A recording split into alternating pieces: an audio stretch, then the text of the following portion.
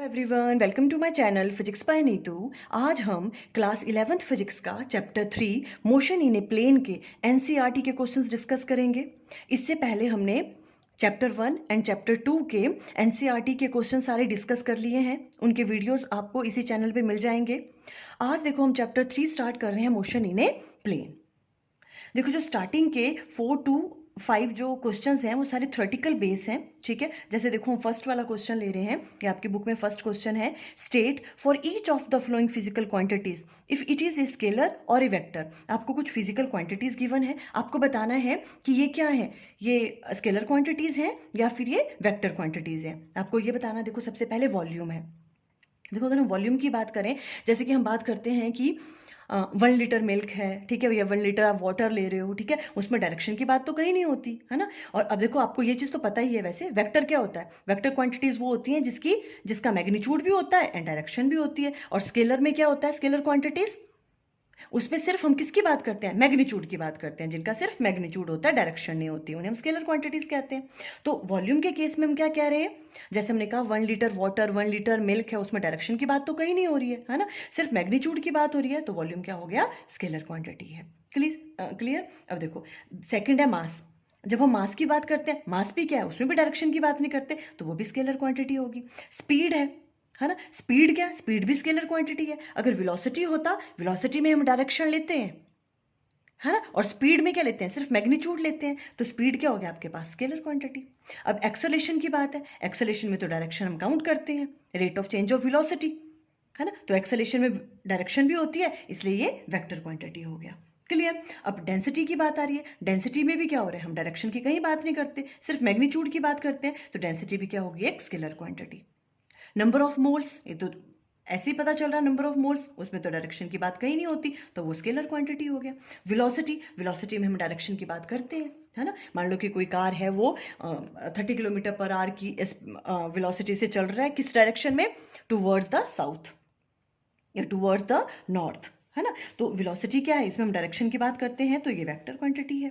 Angular frequency की बात कर रहे हैं, देखो, है ना। एंगुलर फ्रीक्वेंसी क्या हो गया? स्केलर क्वांटिटी, इसमें हम डायरेक्शन की बात कहीं नहीं करते। डिस्प्लेसमेंट, डिस्प्लेसमेंट में डायरेक्शन की बात करते हैं, तो ये वेक्टर क्वांटिटी हो गया। अगर डिस्टेंस होता, डिस्टेंस क्या है? स्केलर क्वांटिटी है ना। और डिस्प्लेसमेंट क्या है? वेक्टर क्वांटिटी है। वैसे ही स्पीड क्या है? स्केलर क्वांटिटी, उसमें सिर्फ मैग्नीट्यूड की बात करते हैं। एंड वेलोसिटी की बात करें तो वो वेक्टर क्वांटिटी, क्योंकि उसमें हम डायरेक्शन भी काउंट करते हैं। वैसे एंगुलर वेलोसिटी आ गया, देखो वेलोसिटी की बात कर रहे हैं तो डायरेक्शन भी काउंट होगी, वेक्टर क्वांटिटी।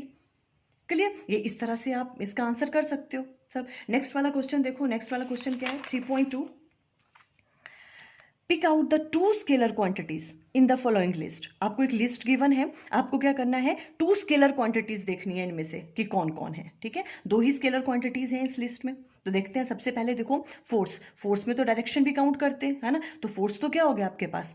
वेक्टर क्वांटिटी, ठीक है, ये तो नहीं हो सकता। एंगुलर मोमेंटम, एंगुलर मोमेंटम भी क्या होता है? उसमें भी हम डायरेक्शन की बात करते हैं, ठीक है। तो angular momentum is also a vector quantity. हमें तो क्या ढूंढनी है? हमें तो स्केलर क्वांटिटीज ढूंढनी है। नेक्स्ट है वर्क। देखो वर्क स्केलर क्वांटिटी है ना। वर्क क्या है? हम कोई भी वर्क, अगर किसी चीज पे कोई वर्क करते हैं तो हम डायरेक्शन की बात तो नहीं करते कि इतना वर्क हुआ उसका उस डायरेक्शन में, है ना। तो वर्क क्या है? स्केलर क्वांटिटी है। तो एक तो वर्क हो गया स्केलर क्वांटिटी, है ना, हमने ये चीज फाइंड आउट कर ली। 2 फाइंड आउट करनी है। सेकंड वाली देखो, नेक्स्ट है करंट। देखो करंट भी क्या है? एक स्केलर क्वांटिटी है ना। तो करंट भी क्या हो गया? Scalar quantity. बस 2 ही हमें फाइंड आउट करनी थी। और बाकी देखो जो लीनियर मोमेंटम है, ये भी वेक्टर क्वांटिटी। इलेक्ट्रिक फील्ड आप 12th में पढ़ोगे अच्छे से, इलेक्ट्रिक फील्ड पूरा आपका स्टार्टिंग ही जो आपकी फर्स्ट वाला चैप्टर है उसी में ही आएगा। ये भी एक वेक्टर क्वांटिटी है। Average velocity again vector quantity. Magnetic movement vector quantity. Relative velocity vector quantity, ठीक है। तो 2 स्केलर क्वांटिटीज कौन कौन हुई? Work and current. देखो बहुत सारे बच्चों के मन में अब क्वेश्चन आ रहा होगा कि करंट में भी तो मैम हम डायरेक्शन की बात करते हैं, है ना, तो फिर ये क्यों हो गई स्केलर क्वांटिटी? ठीक है। देखो जो भी आपके पास वेक्टर क्वांटिटीज होती है ना, जब भी हम उन 2 क्वांटिटीज को जब ऐड करते हैं तो हम क्या फॉलो करते हैं? अगर वो वेक्टर क्वांटिटी है तो उन्हें हम कैसे सिंपली ऐड नहीं कर सकते।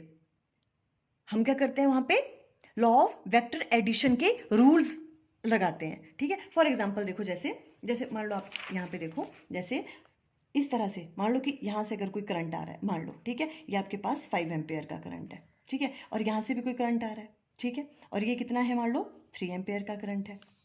ठीक है, इनके बीच में मान लो कोई एंगल थीटा है। ठीक है, अब देखो हम इनको क्या करते हैं, हम सिंपली ऐड कर देते हैं। 5 + 3 कितना हो गया, 8 एम्पेयर का करंट। यहाँ पे हमने सिंपली इसको ऐड कर दिया,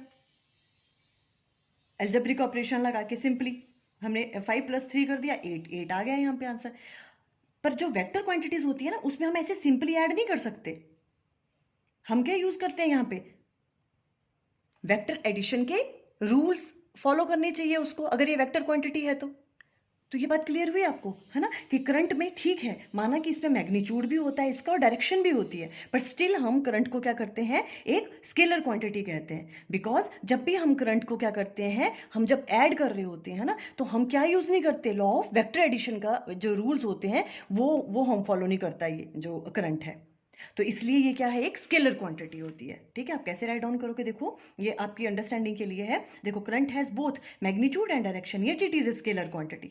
फिर भी ये स्केलर क्वांटिटी है, because current do not follow law of vector addition. Because current क्या नहीं फॉलो करता, लॉ ऑफ वेक्टर एडिशन का रूल फॉलो नहीं करता, है ना। वह एल्जेब्रिकली हम करंट को क्या कर सकते हैं, ऐड भी कर सकते हैं, सब्ट्रैक्ट भी कर सकते हैं, पर वेक्टर क्वांटिटीज में हम ऐसा नहीं कर सकते हैं। हमें लॉ ऑफ वेक्टर एडिशन का रूल फॉलो करने पड़ते हैं। आप सिंपली ऐसे उनको एल्जेब्रिकली नहीं ऐड कर सकते हो, जैसे यहाँ किया 5 + 3 8, आंसर 8 आ गया, 8 एम्पियर का करंट है। हम ऐसे नहीं कर सकते हैं। ठीक है, इसलिए हम कहते हैं करंट क्या है, एक स्केलर क्वांटिटी है। तो वर्क एंड करंट ये दो क्या हो गई यहाँ पे, स्केलर क्वांटिटीज हो गई। क्लियर है वाली बात। अब देखो नेक्स्ट लेते हैं, क्वेश्चन नंबर 3 है। इसमें भी क्या कह रहे हैं, pick out the only vector quantity in the following list. ठीक है, इसमें एक ही वेक्टर क्वांटिटी है, आपको वो बतानी है कौन सी है। ठीक है, वेक्टर क्वांटिटी देखनी है। देखो टेम्परेचर में हम डायरेक्शन की बात कहीं नहीं करते हैं। ठीक है, तो ये तो स्केलर है। ठीक है, उसके बाद देखो प्रेशर भी क्या है, एक स्केलर क्वांटिटी है। ठीक है, देखो प्रेशर क्या होता है, प्रेशर होता है आपके पास फोर्स पर यूनिट एरिया। ठीक है, तो देखो जो फोर्स पर यूनिट एरिया ना, कुछ बच्चे कहेंगे तो वेक्टर क्वांटिटी है ना, क्योंकि फोर्स पर यूनिट एरिया। पर हमें पता है जो भी आपके पास फोर्स लग रही है, ठीक है, फोर्स इज ऑलवेज, जो फोर्स होती है ना, फोर्स ऑलवेज कैसी होती है, perpendicular. Force always perpendicular to area. ठीक है, प्रेशर क्या होता है, फोर्स अपॉन एरिया, पर जो फोर्स है ना वो हमेशा परपेंडिकुलर रहती है सरफेस एरिया के, ऑलवेज परपेंडिकुलर लगती है। ठीक है, तो अब देखो तो हमेशा परपेंडिकुलर ही रहेगी, चेंज तो नहीं हो रही है ना। तो कुछ बच्चे इसको कहते हैं, देखो बेसिकली जो प्रेशर है वो एक टेंसर क्वांटिटी है। कैसी क्वांटिटी है ये, कि टेंसर क्वांटिटी है। ये आपके सिलेबस में नहीं है अभी टेंसर क्वांटिटी। ठीक है, ना ये स्केलर क्वांटिटी में आता है और ना ही ये वेक्टर क्वांटिटी में आता है, ये एक टेंसर होता है। ठीक है, तो अभी हमारे सिलेबस में ये नहीं है, आपको सिंपली इतना याद रखना है अभी कि जो प्रेशर है उसको हम एज ए स्केलर क्वांटिटी जो है वो कंसिडर करते हैं। ठीक है, बिकॉज बल्कि जो फोर्स है वो क्या है, फोर्स परपेंडिकुलर लगती है एरिया के ऑलवेज, है ना, पर ऑलवेज परपेंडिकुलर ही लगती है, चेंज नहीं होती है। ठीक है, इसलिए हम कहते हैं कि प्रेशर क्या है, एक स्केलर क्वांटिटी है। क्लियर, अभी के लिए आपने इतना याद रखना है। क्लियर बात है, ओके। तो देखो जो प्रेशर है, प्रेशर भी हमने क्या कहा, फिर स्केलर क्वांटिटी हो गई। ठीक है, अब देखो इम्पल्स, देखो इम्पल्स एक वेक्टर क्वांटिटी है। आपको वेक्टर क्वांटिटी यहाँ फाइंड आउट करनी थी। देखो इम्पल्स क्या होता है, फोर्स इनटू टाइम। ठीक है, तो इम्पल्स क्या है, एक वेक्टर क्वांटिटी है, इसमें हम डायरेक्शन भी काउंट करते हैं। ठीक है, देखो इम्पल्स कैसे आप अंडरस्टैंड करोगे, जैसे कि मान लो आप क्या कर रहे हो, जैसे बॉल है, ठीक है, बॉल को आपने किक किया, तो बॉल क्या फील करेगा, पुश फील करेगा, फोर्स फील करेगा। बॉल पे फोर्स लगी और कुछ टाइम के लिए लगी उस पे फोर्स, उसे हम कहते हैं इम्पल्स। ठीक है, हमने क्या किया, बॉल को किक किया, तो जो बॉल है उसने जो पुश फील की, जो उसने फोर्स फील की वो, और कितने टाइम के लिए की, ठीक है, उसे हम कहते हैं इम्पल्स। तो इम्पल्स क्या हो गया, एक वेक्टर क्वांटिटी हो गया। ठीक है, तो impulse is a vector quantity, force into time ये होता है। इसे भी अभी आप अच्छे से अंडरस्टैंड करोगे। ठीक है, इम्पल्स को। ठीक है, तो ये हो गया आपके पास वेक्टर क्वांटिटी, और हमें आपको वेक्टर क्वांटिटी फाइंड आउट करनी थी, वो हो गई, इम्पल्स आ गई वेक्टर क्वांटिटी। बाकी सारे स्केलर है। देखो टाइम स्केलर है, पावर, टोटल पाथ लेंथ क्या होता है, distance is also a scalar quantity, coefficient of friction, charge, ये सब क्या है, स्केलर क्वांटिटीज है। ठीक है, तो इस वाले में सिर्फ इम्पल्स जो है वो क्या है, वेक्टर क्वांटिटी। अब देखो नेक्स्ट वाला क्वेश्चन अगर हमने, और देखो ये क्वेश्चन नंबर 4 है। State with reason whether the following algebraic operations with scalar and a vector physical quantities are meaningful. आपको बताना है कि आपके पास देखो स्केलर है एंड वेक्टर क्वांटिटीज हैं, ठीक है, उनके साथ जो अलजेब्रिक ऑपरेशंस हो रहे हैं क्या वो मीनिंगफुल हैं, वैसा पॉसिबल है या नहीं है, ये चीज़ आपको बतानी है, ठीक है। देखो फर्स्ट वाले में क्या कह रहे हैं ये, एडिंग एनी टू स्केलर्स, मतलब हम दो स्केलर्स को ऐड कर सकते हैं क्या, नहीं कर सकते। इन्होंने कहा एडिंग एनी टू स्केलर्स, कोई भी दो स्केलर ले लो, क्या हम उनको ऐड कर सकते हैं, नहीं भैया ऐसे तो नहीं कर सकते, नो। कैसे, जैसे डिस्टेंस है और टाइम है, आप बाकी के भी एग्जांपल्स हो सकते हो अपने आप से, ठीक है।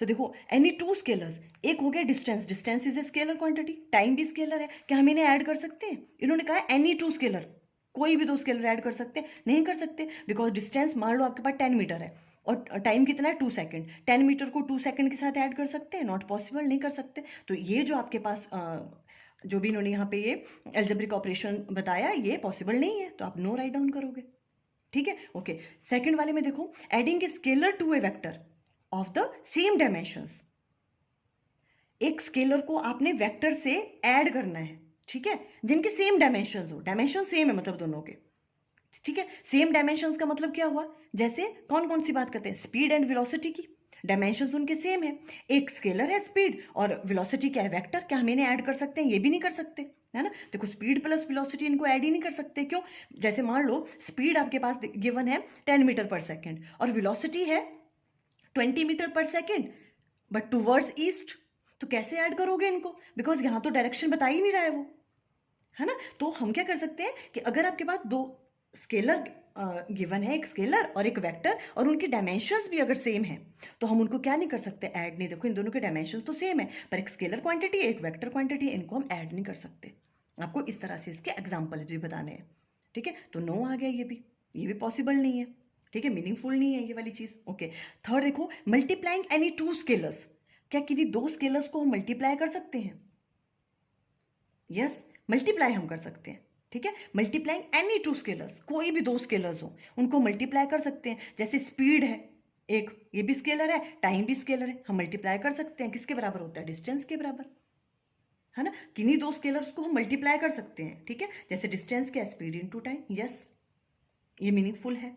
डी में देखो, multiplying any vector by any scalar, क्या हम किसी भी वेक्टर को किसी स्केलर के साथ मल्टीप्लाई कर सकते हैं, हाँ मल्टीप्लाई हम कर सकते हैं वेक्टर को स्केलर के साथ, ये मीनिंगफुल है। देखो जैसे फोर्स है, फोर्स क्या होता है, मास इनटू एक्सेलरेशन, मास क्या है आपके पास स्केलर और एक्सेलरेशन क्या है आपके पास वेक्टर, तो देखो जब इनको हम मल्टीप्लाई करते हैं तो फोर्स आता है, मीनिंगफुल है ये, है ना। तो हम क्या कह सकते हैं कि ये यस, इसमें आप यस राइट डाउन करोगे कि हम वेक्टर को स्केलर के साथ क्या कर सकते हैं, मल्टीप्लाई कर सकते हैं, ठीक है। ई में देखो, एडिंग एनी टू वेक्टर्स, क्या किन्हीं दो वेक्टर्स को हम ऐड कर सकते हैं, किन्हीं भी दो वेक्टर को ले लो और उनको ऐड कर दो, कर सकते हैं, नहीं कर सकते, है ना। जैसे फोर्स भी एक वेक्टर है, वेलोसिटी भी एक वेक्टर है, इनको कैसे ऐड करोगे आप, एक 10 न्यूटन का है एक 10 मीटर पर सेकेंड है, आप कैसे ऐड करोगे इनको, नॉट पॉसिबल, नहीं कर सकते, ये मीनिंगफुल नहीं है, ठीक है। लास्ट वाला देखो, adding a component of a vector to the same vector, क्या कह रहे हैं ये, adding a component of a vector to the same vector, जैसे मान लो इस तरह से आपके पास कोई वेक्टर है, ये आपके पास वेक्टर है, ठीक है, इसका एक्स कंपोनेंट मान लो इस तरफ को हुआ, ये वी एक्स इसका एक्स कंपोनेंट हुआ, क्या हम इनको सिंपली ऐड कर सकते हैं, दोनों को नहीं कर सकते, हमें लॉ ऑफ वेक्टर एडिशन लगाना पड़ेगा, सिंपली तो नहीं ऐड कर सकते। हम क्या ऐसे राइट डाउन कर सकते हैं, v प्लस वी एक्स, ऐसे हम राइट डाउन नहीं कर सकते इसको, नॉट पॉसिबल, ठीक है। तो इसका आंसर आएगा नो। अब देखो नेक्स्ट क्वेश्चन लेते हैं, क्वेश्चन नंबर 3.5 है, देखो ये क्या है, read each statement below carefully and state with reason if it is true और फॉल्स। आपको कुछ स्टेटमेंट गिवन है, आपको बताना है ये ट्रू है या फॉल्स है। देखो फर्स्ट वाली है, the magnitude of a vector is always a scalar. देखो वेक्टर का जो मैग्नीट्यूड होता है वो ऑलवेज क्या होता है, स्केलर होता है। देखो ट्रू है ये, जैसे हमने क्या कहा, कोई वेक्टर है, ठीक है, ये आपके पास कोई वेक्टर है, एक वेक्टर को कैसे रिप्रेजेंट करते हो आप, उस वेक्टर का मैग्नीट्यूड और उसकी डायरेक्शन, वो उसका यूनिट वेक्टर शो करता है, ए कैप, है ना। तो ये क्या कह रहे हैं, कोई वेक्टर है, अगर इसका जो मैग्नीट्यूड है, इस वेक्टर का मैग्नीट्यूड क्या हुआ, ये वाला, ये इसका मैग्नीट्यूड है, इज ऑलवेज स्केलर, तो ये तो स्केलर ही है ना, बिकॉज ये इसका सिर्फ मैग्नीट्यूड बता रहा है ना, और डायरेक्शन तो ये बता रहा है, तो जो वेक्टर का मैग्नीट्यूड है वो ऑलवेज क्या होता है, स्केलर होता है, तो ट्रू है ये वाली चीज। क्लियर। सेकंड देखो, each component of a vector is always a scalar, each component of a vector is always a scalar, ये फॉल्स है। Each component of a vector, देखो अगर कोई वेक्टर है, जैसे फॉर एग्जांपल ये वेक्टर है, इसके कंपोनेंट को कैसे राइट डाउन करोगे आप, जैसे ए एक्स आई कैप प्लस ए वाई जे कैप, इस तरह से राइट डाउन करोगे इसके वेक्टर्स को आप, कंपोनेंट्स को, ठीक है। ए एक्स आई कैप प्लस ए वाई जे कैप, ये क्या कह रहा है कि जो भी ये वेक्टर है जो इसके कंपोनेंट है, फॉर एग्जाम्पल ये इसका कंपोनेंट है एक, ये क्या है, ऑलवेज स्केलर है। ये वाली चीज क्या आपको स्केलर क्वांटिटी लग रही है, स्केलर लग रहा है ये, नहीं, बिकॉज जो इसका ए एक्स कंपोनेंट है इसकी भी तो डायरेक्शन है, देखो साथ में यूनिट वेक्टर लगा आई कैप अलोंग एक्स एक्सिस, और ये वाला कंपोनेंट कहाँ है, अलोंग वाई एक्सिस, जे कैप लगा हुआ इधर, इसकी डायरेक्शन बता रहा है ना। तो इसका मतलब क्या कहा, each component of a vector, vector का जो ईच कंपोनेंट है ये वाला और ये वाले अलग अलग, ठीक है, इज ऑलवेज स्केलर। ये कह रहा है कि वो ऑलवेज स्केलर होता है, नहीं, ये तो वेक्टर है, स्केलर तो नहीं है ना। पूरे कंपोनेंट की बात की है उसने, बिकॉज ये तो एक्स एक्सिस के होंगे, ये वाई एक्सिस के होंगे, तो ये क्या है, फॉल्स है। क्लियर हुई वाली चीज। ओके, नेक्स्ट देखो इसमें, the total path length is always equal to the magnitude of the displacement vector of a particle. ये कह रहे हैं total path length means distance की बात कर रहा है वो, ठीक है। ये कह रहे हैं जो डिस्टेंस है वो क्या होता है, इक्वल होता है किसके, magnitude of displacement vector of a particle. देखो ये चीज तो आपने क्लास 9th में भी पढ़ी हुई है ना। तो ये कह रहे हैं ये पॉसिबल है, नहीं, ये क्या है, फॉल्स है। जो टोटल पाथ लेंथ होती है, जो डिस्टेंस होता है, वो ऑलवेज क्या होता है, या तो क्या होता है, इक्वल हो सकता है वो डिस्प्लेसमेंट के, या तो फिर ग्रेटर देन होता है ऑलवेज वो डिस्प्लेसमेंट के, मैग्नीट्यूड ऑफ डिस्प्लेसमेंट के। देखो डिस्प्लेसमेंट एक वेक्टर क्वांटिटी है, तो डिस्प्लेसमेंट में क्या होगा, मैग्नीट्यूड है उसका और उसकी डायरेक्शन है, हम सिर्फ मैग्नीट्यूड की बात कर रहे हैं, ठीक है। तो जो डिस्टेंस है, डिस्टेंस तो होता है टोटल पाथ। देखो यहाँ से ये चीज़ वैसे आपको आती भी है, ठीक है। तो यहाँ पे हम फॉल्स लिखेंगे कि जो टोटल पाथ लेंथ है वो क्या होती है, इन्होंने कहा कि वो ऑलवेज हमेशा बड़ी ही होती है वो डिस्प्लेसमेंट, मैग्नीट्यूड ऑफ डिस्प्लेसमेंट से। ऐसा तो नहीं है ना। डिस्टेंस जो है वो किसके बराबर हो सकता है, डिस्प्लेसमेंट के बराबर भी तो हो सकता है। इन्होंने कहा कि इन्होंने क्या कहा कि जो टोटल पाथ लेंथ है वो इक्वल है, मतलब जितना उसका डिस्टेंस है वो हमेशा किसके बराबर होगा, मैग्नीट्यूड ऑफ डिस्प्लेसमेंट के बराबर ही होगा। नहीं, देखो इक्वल हो सकता है कब, अगर मान लो यहाँ पे ए, यहाँ पे ये पार्टिकल है, ये ए पोजीशन है, ये बी है, ठीक है। वो पार्टिकल यहाँ से लेके यहाँ तक मूव किया, ठीक है। अगर मैं यहाँ पे बात करूँ डिस्टेंस कितना ट्रेवल किया उसने, तो यहाँ से लेके यहाँ तक का डिस्टेंस है ना, इक्वल टू किसके बराबर होगा, डिस्प्लेसमेंट भी सेम ही है। क्यों, डिस्प्लेसमेंट क्या होता है, shortest distance between initial point and final point. हम इसमें सिर्फ इनिशियल और फाइनल पॉइंट की बात करते हैं, पोजीशन की बात करते हैं, ठीक है। तो वो भी कितना हो गया, देखो ए बी के बराबर ही होगा वो, जितना उसे डिस्टेंस ट्रेवल किया। अगर ये वाली कंडीशन है तो इसमें तो डिस्टेंस किसके बराबर होगा, डिस्प्लेसमेंट के बराबर, मींस डिस्टेंस किसके बराबर होगा, मैग्नीट्यूड ऑफ डिस्प्लेसमेंट के बराबर, यहाँ वाले केस में तो, ठीक है। तो इस वाली में तो ये ट्रू लग रहा है, बट अगर ये वाला केस हो, देखो जैसे ए वाली इनिशियल पोजीशन है आपकी और ये फाइनल, अब क्या किया, देखो एक बार में वो देखो यहाँ से यहाँ तक ऐसे गया, और दूसरी बार में वो मान लो कोई पार्टिकल है वो इस तरह से मूव करता हुआ यहाँ गया, तो इस वाले केस में तो डिस्टेंस डिस्प्लेसमेंट के बराबर नहीं हुआ। अगर इसमें डिस्टेंस देखना है तो डिस्टेंस तो ये पूरा हुआ, total path length means distance, है ना। तो टोटल पाथ लेंथ तो ये वाली हुई है, तो ज्यादा है। और डिस्प्लेसमेंट क्या होता है, shortest distance between initial and final, वो तो ये हुआ शॉर्टेस्ट डिस्टेंस, डिस्प्लेसमेंट तो ये है। तो इस वाले केस में डिस्टेंस की वैल्यू क्या हो रही है, डिस्प्लेसमेंट से ज्यादा हो रही है ना। तो यहाँ इसने इसको फॉल्स कर दिया। तो हम क्या कहेंगे, जो पाथ लेंथ है वो ऑलवेज इक्वल नहीं होती मैग्नीट्यूड ऑफ डिस्प्लेसमेंट वेक्टर के। क्या होती है, path length is always equal और ग्रेटर देन, इक्वल हो सकती है या फिर ग्रेटर देन हो सकती है मैग्नीट्यूड ऑफ द डिस्प्लेसमेंट के, ऑलवेज इक्वल नहीं होती है, ठीक है। यहाँ पे ये वाली चीज, तो ये वाली फॉल्स हो गई। ये तो कह रहे थे जो टोटल पाथ लेंथ है वो मैग्नीट्यूड ऑफ डिस्प्लेसमेंट के ऑलवेज क्या होती है, इक्वल होती है, ऐसा नहीं होता है, ठीक है। Path length is equal to or greater than magnitude of displacement vector. अब देखो इसी का डी पार्ट लेते हैं। The average speed of a particle, average speed क्या होती है, total path length divided by time taken to cover the path, है ना। यही चीज इसने राइट डाउन किया है। The average speed of a particle, bracket में राइट डाउन किया है, defined as the total path length divided by the time taken to cover the path is either greater or equal to the magnitude of the average velocity of the particle over the same interval of time। ये क्या कह रहे हैं कि जो आपके पास average speed है, जो उसकी वैल्यू है वो या तो ग्रेटर देन होगी या फिर इक्वल होगी किसके, मैग्नीट्यूड ऑफ एवरेज वेलोसिटी के। ये वाली चीज़ तो ट्रू लग रही है ना। देखो किस तरह से एवरेज स्पीड क्या होती है, path length divided by time, total path length लेते हैं हम इसमें, है ना, या आप कह सकते हो distance divided by time, because हम स्पीड की बात कर रहे हैं। और एवरेज वेलोसिटी में हम डिस्प्लेसमेंट राइट डाउन करते हैं, डिस्प्लेसमेंट डिवाइडेड बाय टाइम, है ना। अभी अभी हमने देखो लास्ट वाले क्वेश्चन में कहा कि जो टोटल पाथ लेंथ होती है वो क्या होती है, या तो वो ग्रेटर देन है या फिर इक्वल हो सकती है किसके, डिस्प्लेसमेंट के, है ना। मीन्स जो ये पाथ लेंथ है ये ग्रेटर देन है और इक्वल टू है मैग्नीट्यूड ऑफ डिस्प्लेसमेंट के।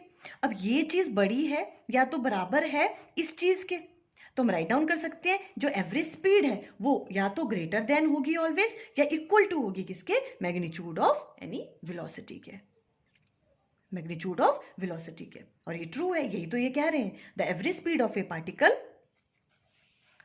इज ईदर ग्रेटर, जो एवरेज स्पीड है वो इधर या तो ग्रेटर देन होगी, ठीक है, और equal to the magnitude of velocity of a particle, है ना। बिकॉज पाथ लेंथ भी हमेशा क्या होता है, greater than or equal to the displacement. और ये पता है हमें एवरेज स्पीड होता है path length upon time and average velocity होता है डिस्प्लेसमेंट डिवाइडेड बाय टाइम। तो average speed is greater than or equal to magnitude of velocity. Clear, okay, ये ट्रू है। अब देखो लास्ट वाला है, 3 vectors not lying in a plane can never add up to give a null vector. ये कह रहे हैं 3 वेक्टर्स हैं और वो एक प्लेन में लाई नहीं कर रहे हैं, है ना। तो अगर उनको हम ऐड करें तो वो क्या नहीं देता है, वो नल वेक्टर नहीं देगा। हाँ ठीक भी है ना। देखो कोई भी वेक्टर्स अगर एक प्लेन में लाई कर रहे हैं तब जब हम उनको ऐड करते हैं तो जो आपके पास वेक्टर आता है वो नल वेक्टर आता है, कैंसिल आउट हो जाता है उनका इफेक्ट अगर वो एक प्लेन में है। अब अगर ये कह रहे हैं 3 वेक्टर्स अगर वो एक प्लेन में लाई नहीं कर रहे हैं तब उनको हम ऐड करेंगे तो वो नल वेक्टर नहीं देगा। हाँ तो ठीक कह रहे हैं, ट्रू है, ये नहीं देगा, है ना। बिकॉज हमें पता है व्हेन दीज 3 वेक्टर, जैसे ये 3 वेक्टर देखो, ए वेक्टर बी वेक्टर, इनका रिजल्टेंट है आर, ये वाला वेक्टर, है ना। अब ये अगर एक ही प्लेन में लाई कर रहे हैं, ये है ना, एक ही प्लेन में लाई कर रहे हैं, अगर हम इनको हम ऐड करें तो देखो ये इन तीनों को जब हम ऐड करेंगे तो रिजल्ट एक नल वेक्टर आता है। अगर ये कब होता है, अगर ये तीनों वेक्टर एक ही प्लेन में है, तब हम तीनों वेक्टरों को जब ऐड करते हैं तो क्या आता है, उनका जो ऐड करके आता है वो नल वेक्टर आता है, कैंसिल करता है वो इफेक्ट एक दूसरे के, ठीक है। बट ये कह रहे हैं कि अगर ये 3 वेक्टर जो हैं वो एक प्लेन में लाई नहीं कर रहे हैं, ये दोनों एक प्लेन में लाई कर रहे हैं, तीसरा कहीं और लाई कर रहा है ना, फिर अगर हम उनको ऐड करें तो वो नल वेक्टर नहीं आता। हाँ तब नहीं आएगा, कब आता है, जब वो तीनों एक ही प्लेन में लाई करते हैं, ठीक है। When 3 vectors lie in a same plane, उनको जब हम ऐड करते हैं तो रिजल्ट आता है वो नल वेक्टर आता है। कब आता है नल वेक्टर, जब वो एक ही प्लेन में लाई करते हैं, ठीक है। तो ये ट्रू कह रहा है कि अगर वो एक प्लेन में लाई नहीं कर रहे हैं तो अगर हम उनको ऐड करें तो वो कभी भी नल वेक्टर नहीं आएगा। तो देखो आज हमने ये 5 क्वेश्चंस कर लिए, थ्योरेटिकल थे, ज़्यादा कैलकुलेशन वाला पार्ट नहीं था पर अंडरस्टैंड करने वाला पार्ट था। आई थिंक आपको क्लियर हो गया। Okay, thank you.